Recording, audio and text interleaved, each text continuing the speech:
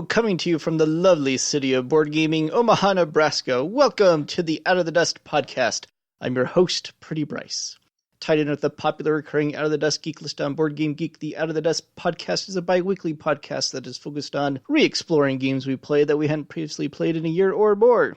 Why did the game get dusty? Why did you decide to dust it off? How does the game compare to how you remembered it? Are you likely to play it more often in the future? These are the questions that we're interested in examining on Out of the Dust. This week on the podcast, episode 55. On the Out of the Dust segment, I'll bring the Gallerist Out of the Dust, and a contributor will dust off both Terra Nova and Spike.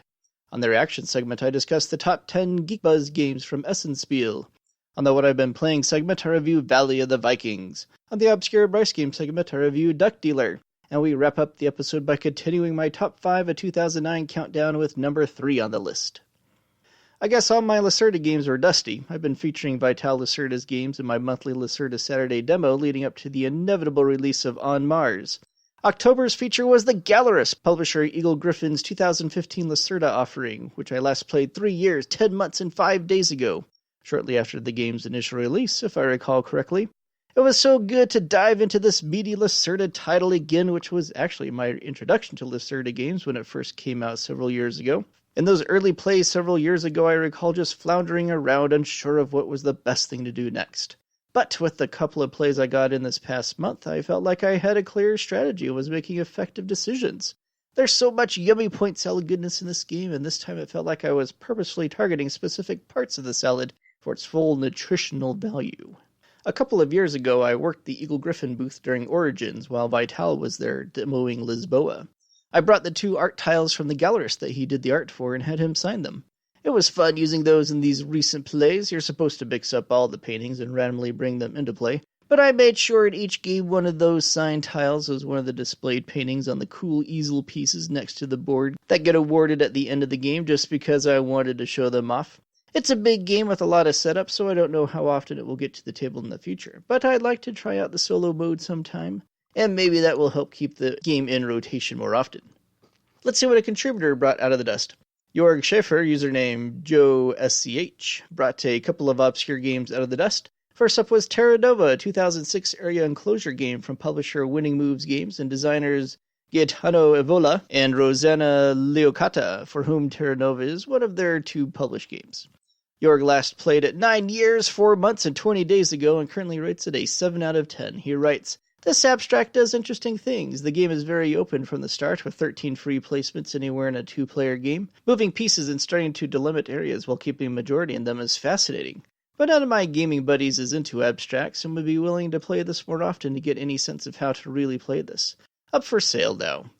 Jorg also brought Spike out of the dust. Spike is a 2014 railroad-themed game from publisher R&R Games and designer Stephen Glenn of Rattlebones and Balloon Cup fame. Jorg last played it 4 years, 11 months, and 21 days ago and currently rates it a 7 out of 10. He writes, "I only played this at Spiel 2014 once. I was surprised when it showed up in my group again, as R&R games are not present in Germany. I'm glad I played it again and enjoyed it. It's heavily front-loaded, and if you're set into a plan conflicting with another player, you might be doomed from the start. But Spike is oddly charming, and I would like to get a copy now. Thanks for the contributions, Jorg." Terra Nova is a game I'd like to get back to the table myself sometime. It's got a lot of dust on it, but it is a unique and interesting game.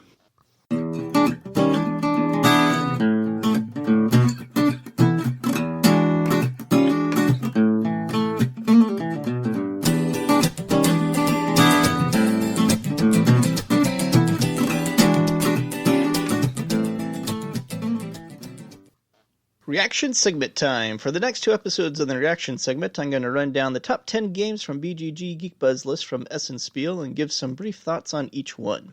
I'll hit number 10 through number 6 this week and number 5 through number 1 next week. Number 10 was Terra Mera, a historical themed game from Quine Games and designed by a bunch of Italian guys. The publisher and designer pedigree, which includes the designer of Grand Austria Hotel, is enough that I've added the game to my wish list at a high priority. It's not a blind buy for me just because Quine games are sometimes available for a better deal at a later date, but it's one I'll purposely look out for a good deal on. Number 9 was Echoes First Continent, a nature-themed world-building game from publisher AEG and designer John D. Clare. The theme and past innovativeness of the designer is enough to add it to my wish list, but AEG games always tend to wind up at good deals later, so this is another one I'm waiting on. Number 8 was Glenmore 2 Chronicles, the new and improved edition of the classic Glenmore from publisher Fun Tales and designer Matthias Kramer. This is one I backed earlier in the year and is one of my top wants of the year. My friend Peter already had his copy fulfilled from Kickstarter, though mine hasn't arrived yet, which I'm very jealous about. This is one I recommend as a blind buy for anyone who hasn't acquired it already. Number 7 was Cooper Island, an exploration-themed game from publisher Frosted Games and designer Andreas Odendahl. I hadn't actually heard anything about this game ahead of time, but coming from the designer of La Granja makes me instantly sit up and take notice. It goes on my wish list, and I'm interested in finding out more. Number 6 was Bruxelles 1897, a World Fair-themed card game re-implementation of the Bruxelles 1893 board game from Geek Attitude Games and designer Etienne Asperman. I thought Bruxelles 1893 was a pretty good game, though it hasn't made it into my collection yet. Card game versions of board games always make me skeptical, so this is a try-before-I-buy game for me. I won't mind trying it out sometime, but I'm not adding it to my wish list until I do. So there we go, the first half of the top 10 Geekbuzz list from Essen. Overall, some very attractive titles that I feel probably deserve the buzz that they are getting.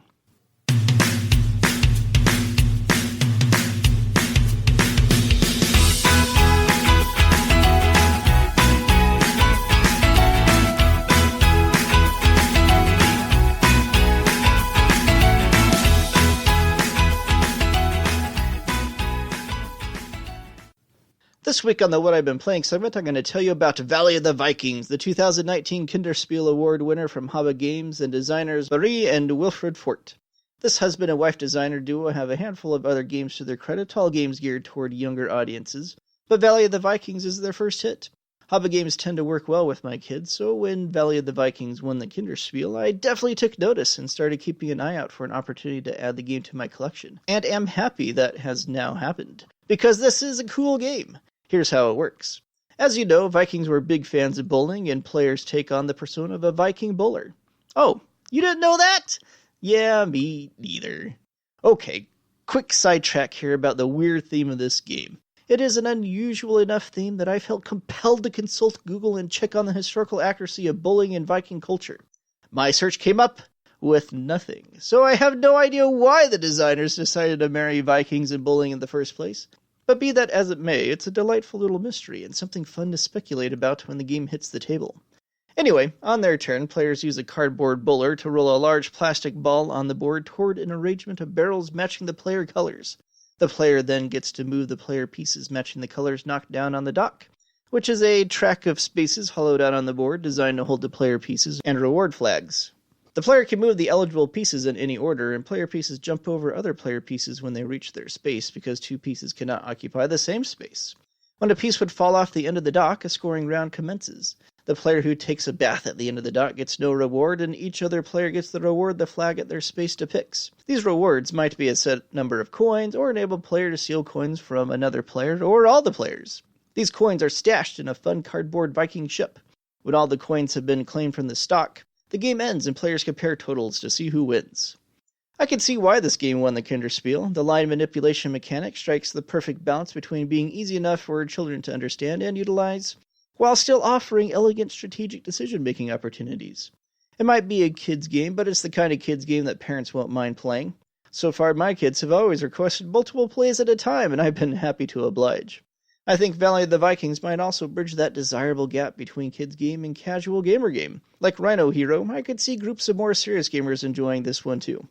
I played with a group of dads that, while speculating the kids would enjoy it, really got into it themselves. I've had a blast with it myself and expect it to work in a variety of settings for a variety of audiences for years to come.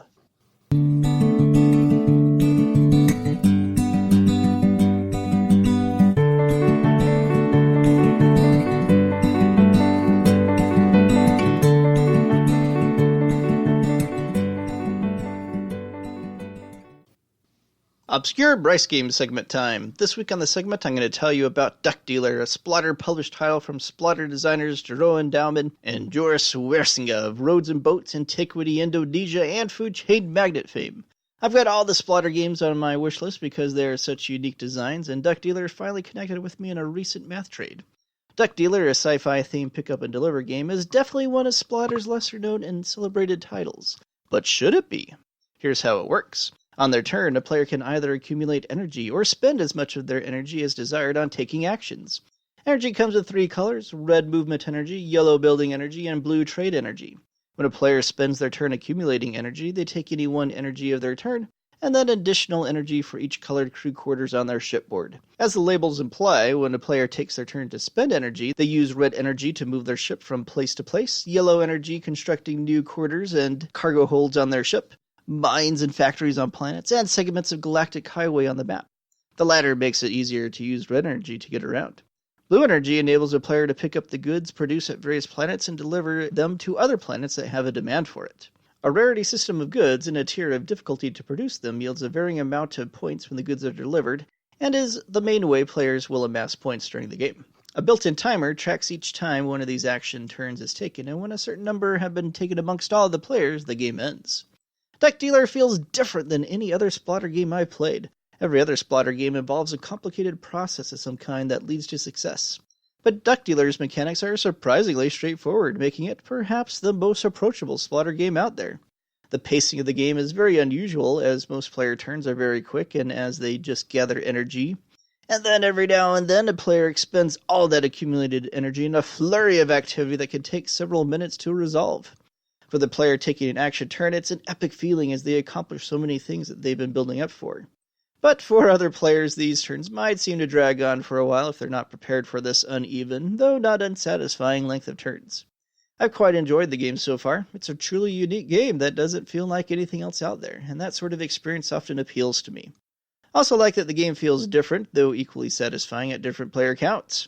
There's some nice tension that is present at all player counts, though, as players try to gauge just how many energy-gathering turns they can take before they try to beat their opponents to building certain things and delivering certain goods. I'm glad to have Deck Dealer in my collection of my Splotter stack of games. Ultimately, it's difficult to compare Deck Dealer to other Splotter games because it is so unlike any of the company's other designs. One thing that should be compared, however, is the game's cover art. Seriously, go look it up. It might be the most insane cover art of any Splotter game, and that's really saying something.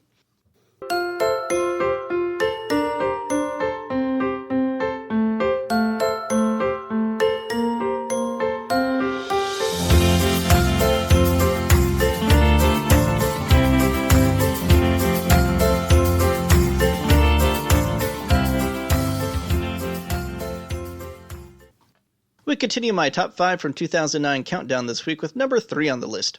An expansion actually, but perhaps my all-time favorite expansion for any game ever, so I definitely want to make sure to mention it during this countdown. I'm referring to Seaside, the popular second expansion for Donald X Vaccarino's Dominion, published by Rio Grande Games.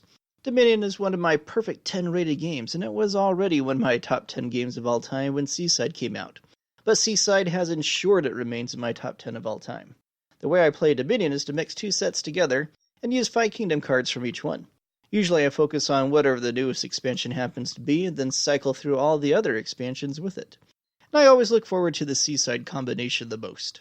Seaside introduced so many innovations to the game, not the least of which are the orange duration cards, which remain one of the biggest innovations to the game over time, and one of my favorite elements of Dominion. I love those cards! They created so many new strategies and combo possibilities. Seaside also introduced the concept of personal sideboards to the game, which would continue to make appearances in several future sets and various iterations. But those started with Seaside, and the Seaside, Native, Island, and Pirate boards remain among the most interesting and influential ones.